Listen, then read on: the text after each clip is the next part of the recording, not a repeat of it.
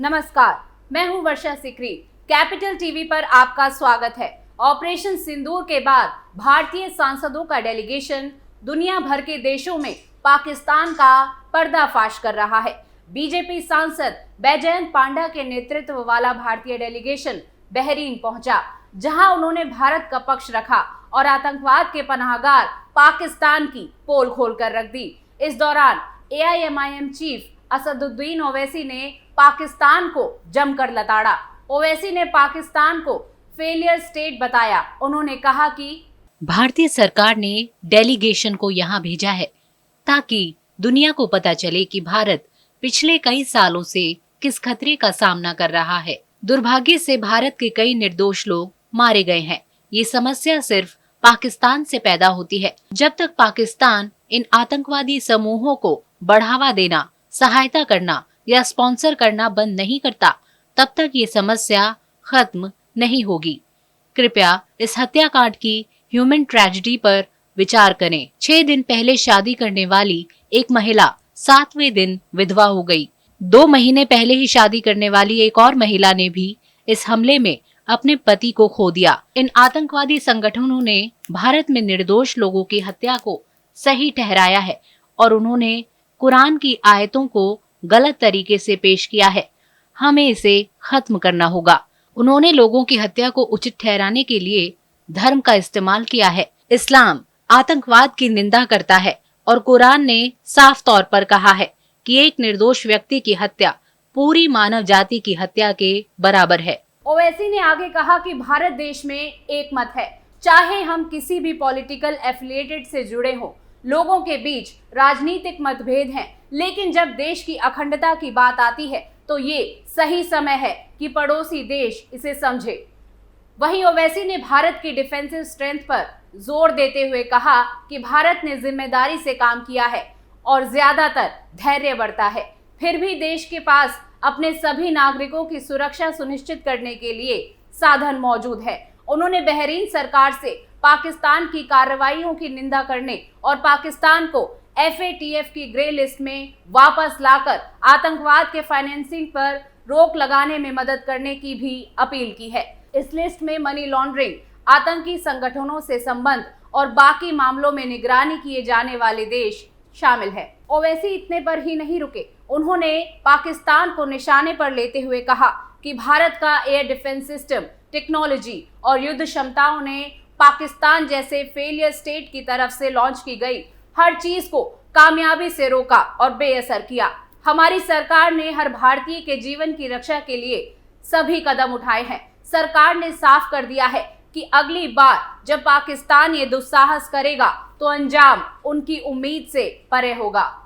आपको बता दें कि बीजेपी सांसद बैजयंत पांडा के नेतृत्व में बहरीन भेजे गए डेलीगेशन में बीजेपी सांसद निशिकांत दुबे, बीजेपी सांसद फंगनन कोन्याक, NJP सांसद रेखा शर्मा, AIMIM सांसद असदुद्दीन ओवैसी, सांसद सतनाम सिंह संधू, गुलाम नबी आजाद और राजदूत हर्ष श्रृंगला भी शामिल है। डेलीगेशन का मकसद सऊदी अरब, कुवैत, बहरीन और अल्जीरिया के नेताओं के साथ बातचीत करते हुए 22 अप्रैल के पहलगाम आतंकी हमले पर भारत की प्रतिक्रिया और सीमा पार आतंकवाद के खिलाफ लड़ाई के बारे में इंटरनेशनल पार्टनर्स को जानकारी देना है। इसी कड़ी में जम्मू कश्मीर के पूर्व मुख्यमंत्री और डेमोक्रेटिक प्रोग्रेसिव आजाद पार्टी के अध्यक्ष गुलाम नबी आजाद ने आतंकवाद से निपटने के लिए मजबूत इंटरनेशनल सपोर्ट की अपील की। उन्होंने कहा, हमें हर अंतर्राष्ट्रीय मंच और OIC यानी ऑर्गेनाइजेशन ऑफ इस्लामिक कोऑपरेशन में समर्थन की जरूरत है। हम किसी भी देश को खत्म करना नहीं चाहते। हम चाहते हैं कि पाकिस्तान इस आतंकवादी ढांचे को नष्ट करे और आतंकवादियों के खिलाफ कार्रवाई करे। बीजेपी सांसद S फांगनन कोन्याक ने भी आतंकवाद के आका पाकिस्तान को निशाने पर लिया। उन्होंने कहा कि पाकिस्तान ने बंटवारे के बाद से भारत के खिलाफ अपनी आतंकी गतिविधियों को जारी रखा है। साथ ही उन्होंने बहरीन से अपील की है कि वो पाकिस्तान से जिम्मेदारी लेने के लिए कहे। उन्होंने कहा कि भारत सरकार ने अपना रुख साफ कर दिया है और अगर पाकिस्तान की ओर से दोबारा हमला हुआ तो उसे करारा जवाब मिलेगा। कांग्रेस सांसद शशि थरूर के नेतृत्व में भारतीय डेलीगेशन शनिवार देर रात न्यूयॉर्क पहुंचा। इसके बाद ये डेलीगेशन गुयाना, पनामा, ब्राजील और कोलंबिया की यात्रा करेगा। शशि थरूर ने न्यूयॉर्क के वाणिज्य दूतावास में पहलगाम में हुए हमले को लेकर बातचीत की। उन्होंने दुनिया को साफ संदेश दिया है कि भारत आतंकवाद को चुपचाप नहीं सहने वाला। आतंकवादियों द्वारा उठाए गए हर कदम का भारत मुंह तोड़ जवाब देगा। आतंकवाद के खिलाफ भारत की नीति दुनिया के साथ साझा करने के उद्देश्य से अमेरिका पहुंचे भारतीय डेलीगेशन ने 9/11 हमले में जान गंवाने वाले लोगों को मेमोरियल पहुंचकर श्रद्धांजलि दी। इस दौरान डेलीगेशन को लीड कर रहे कांग्रेस सांसद शशि थरूर ने कहा, जिस प्रकार अमेरिका आतंकवाद का शिकार हुआ है, उसी तरह भारत भी बार बार इसका शिकार हो चुका है।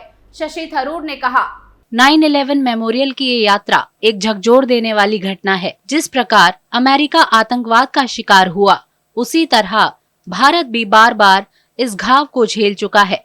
इस मेमोरियल में आज जिन घावों के निशान देखे जा रहे हैं, वैसे ही घाव हमने भी सहे हैं। हम यहाँ एकजुटता की भावना के साथ आए हैं और ये भी कहने आए हैं कि ये एक मिशन है।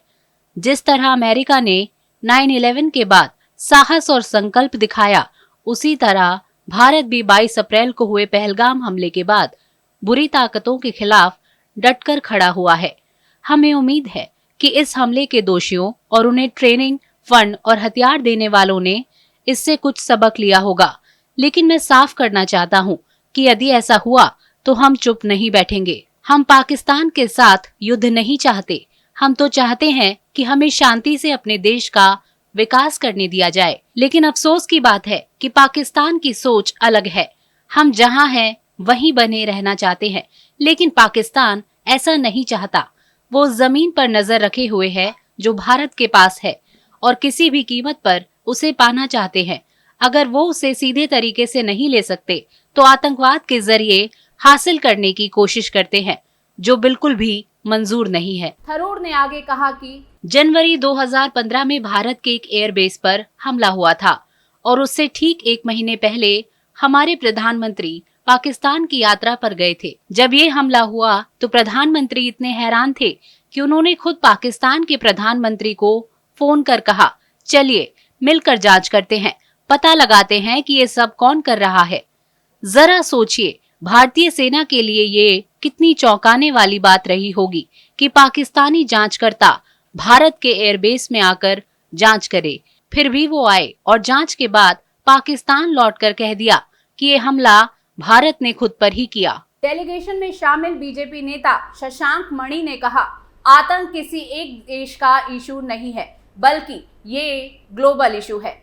ऑपरेशन सिंदूर ने साबित कर दिया है कि भारत ने जो एक्शन लिया है उससे आतंकवाद पर प्रहार हुआ है और आने वाले समय में अगर भारत को विकसित बनना है तो आतंकवाद का सफाया करना पड़ेगा और इसमें हर देश को भारत के साथ जुड़ना होगा।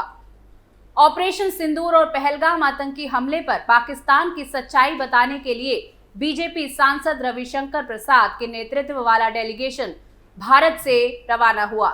ये डेलीगेशन 25 मई से 7 जून तक यूरोप के 6 देशों France, Italy, Denmark, England, Belgium और जर्मनी का दौरा करेगा। रविशंकर प्रसाद ने पाकिस्तान की निंदा करते हुए कहा, हम दुनिया को साफ साफ बताएंगे कि भारत शांति और सद्भाव में विश्वास करता है, लेकिन अगर निर्दोष भारतीयों पर बर्बर हमला होता है तो उसका जवाब जरूर दिया जाएगा। अगर हमारी बहन बेटियों का सिंदूर कोई उजाड़ेगा तो उसे ऑपरेशन सिंदूर के जरिए जवाब देंगे। हम दुनिया को बताएंगे कि आतंकवाद एक ग्लोबल कैंसर है और इसका केंद्र पाकिस्तान है। हम ये भी बताएंगे कि इस आतंकवाद के खिलाफ दुनिया को एकजुट होकर एक ही आवाज में बोलने की जरूरत है। डेलीगेशन में शामिल शिवसेना सांसद प्रियंका चतुर्वेदी ने कहा, भारत का संदेश बहुत साफ है। पाकिस्तान आज आतंकिस्तान बन गया है। सभी आतंकवादियों की जड़ें पाकिस्तान में पाई जाती हैं। आतंकवाद के प्रति जीरो टॉलरेंस का हमारा संकल्प पाकिस्तान को कमजोर करेगा और उसके आतंकवाद को खत्म करेगा। ऑपरेशन सिंदूर की जानकारी देने के लिए भारत से सभी डेलीगेशन रवाना हो गए हैं। इनमें से 6 डेलीगेशन अपने अपने डेस्टिनेशन देश पहुंच गए हैं।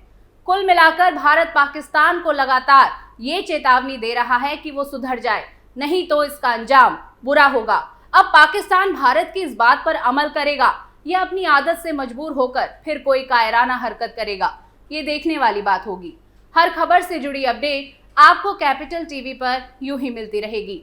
कमेंट सेक्शन में हमें बताइएगा जरूर कि आपको ये वीडियो कैसा लगा और कैपिटल टीवी को लाइक, सब्सक्राइब और शेयर करना ना भूलिए। फिर मिलते हैं। नमस्कार।